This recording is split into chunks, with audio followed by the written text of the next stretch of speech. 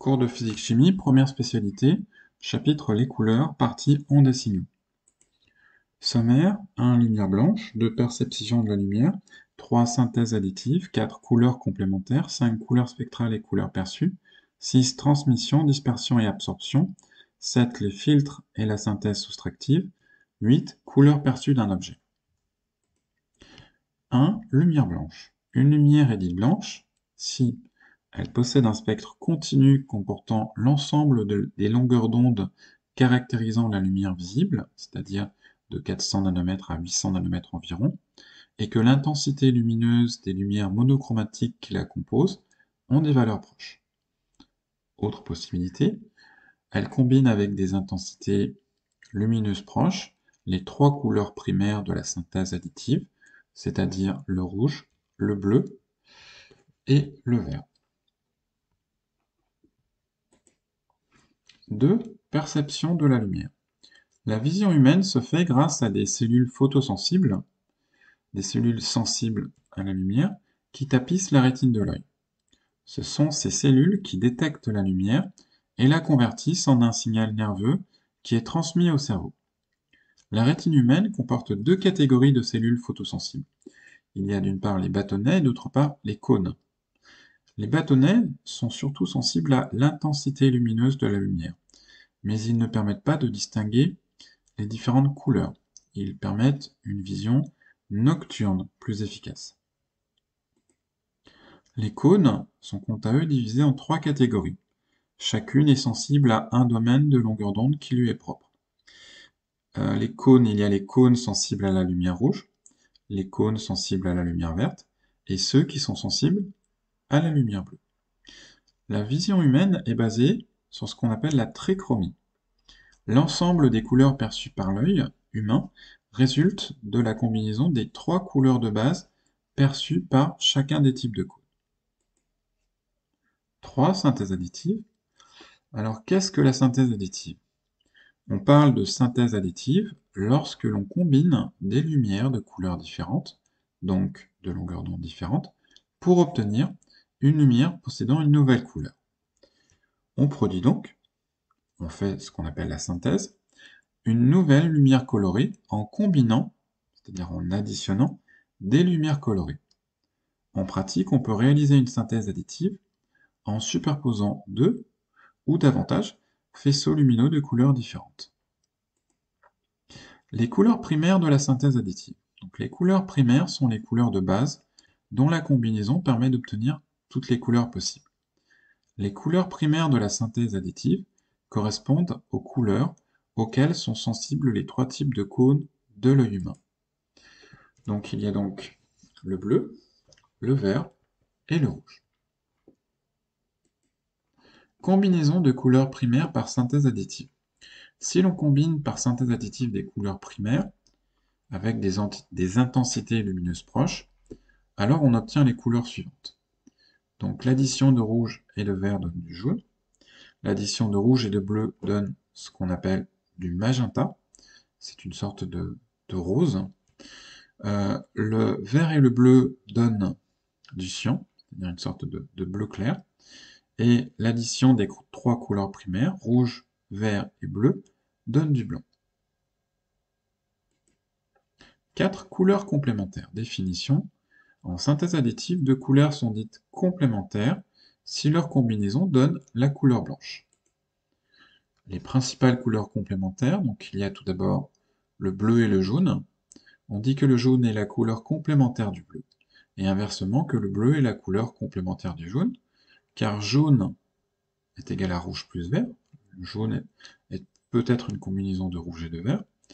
Donc, si on additionne du jaune et du bleu, ça signifie qu'en réalité on additionne du rouge, du vert et du bleu. Et justement, le rouge, le vert et le bleu additionnés ensemble avec des intensités équivalentes donnent du blanc. Autre couleur complémentaire, il y a le vert et le magenta, et il y a également le rouge et le cyan. D'accord? Donc en résumé, on a comme couleur complémentaire le bleu et le jaune, le vert et le magenta, le rouge et le cyan. 5. Couleurs spectrales et couleurs perçues. Lorsqu'on parle de couleur d'une lumière, il faut distinguer la couleur perçue de la couleur spectrale. La couleur perçue est la couleur que nous percevons. Si par exemple nous voyons un objet jaune, alors la couleur perçue est jaune. La couleur spectrale est la caractérisation de la couleur d'une lumière à partir de son spectre. Par exemple, une lumière perçue peut être blanche si son spectre est continu avec l'ensemble des couleurs visibles, mais il est aussi possible que son spectre se limite aux 3 couleurs primaires, rouge, vert et bleu. Une lumière perçue peut être jaune, soit si son spectre comporte une seule lumière colorée jaune, longueur d'onde proche de 577 nanomètres, soit si son spectre comporte une lumière rouge et une lumière verte. 6. Transmission, diffusion et absorption. Lorsque la lumière se propage dans un milieu transparent et atteint un nouveau milieu, alors 3 phénomènes sont possibles, en fonction de la nature du milieu et de la lumière. Il peut y avoir transmission, il peut y avoir diffusion, ou il peut y avoir absorption de la lumière. Il est possible que plusieurs de ces phénomènes se produisent simultanément. La transmission correspond, on a la lumière continue, au fait que la lumière continue à se propager dans le nouveau milieu. Lorsqu'il y a diffusion, la lumière est renvoyée dans son milieu d'origine, dans toutes les directions, et lorsqu'il y a absorption, la lumière est absorbée par le milieu. Elle est souvent convertie en énergie thermique, mais elle peut aussi être réémise par fluorescence ou phosphorescence. 7. Les filtres et la synthèse soustractive. Qu'est-ce qu'un filtre coloré? Certains milieux sont susceptibles de n'absorber qu'une partie des lumières colorées et de transmettre les autres. C'est le cas des filtres colorés. Un filtre d'une couleur donnée transmet la lumière correspondant à sa couleur et absorbe les autres. Les principaux filtres colorés et leurs effets. Donc un filtre rouge transmet la lumière rouge et absorbe les autres couleurs, en particulier les 2 autres couleurs primaires, le bleu et le vert. Un filtre bleu transmet la lumière bleue et absorbe les autres couleurs, en particulier le vert et le rouge. Un filtre vert transmet la lumière verte et absorbe les autres couleurs, en particulier le bleu et le rouge. Un filtre jaune, le modèle le plus fréquent, laisse passer la lumière rouge et la lumière verte, dont l'addition donne du jaune, et absorbe les autres couleurs, en particulier les bleus. Un filtre magenta, le modèle le plus fréquent, laisse passer la lumière rouge et la lumière bleue, dont l'addition donne du magenta. Par contre, il absorbe les autres couleurs, en particulier le vert. Un filtre cyan, le modèle le plus fréquent, laisse passer la lumière bleue et la lumière verte, dont l'addition donne du cyan, et absorbe les autres couleurs, en particulier le rouge.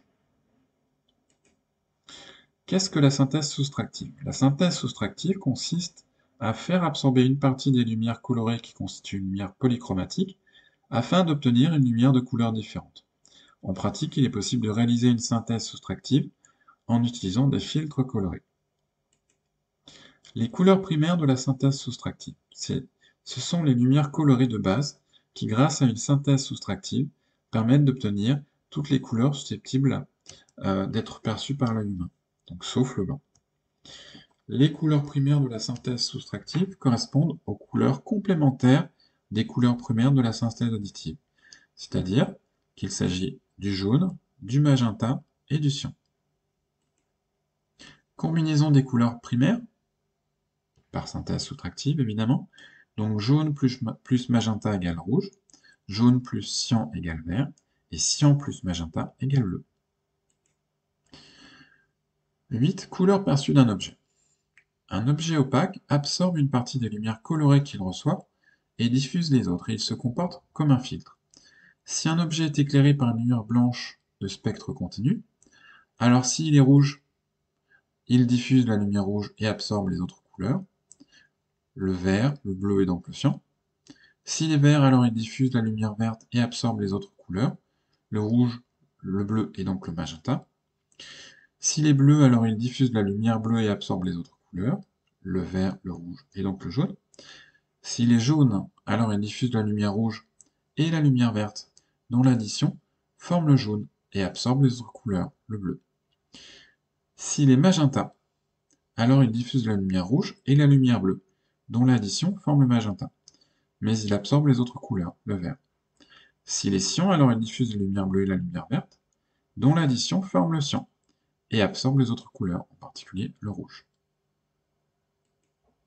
La couleur d'un objet dépend de la lumière, blanche ou colorée, qu'il éclaire. Sa couleur est celle de la lumière qu'il diffuse. Elle comporte toutes les lumières colorées incidentes, sauf celles qui ont été absorbées.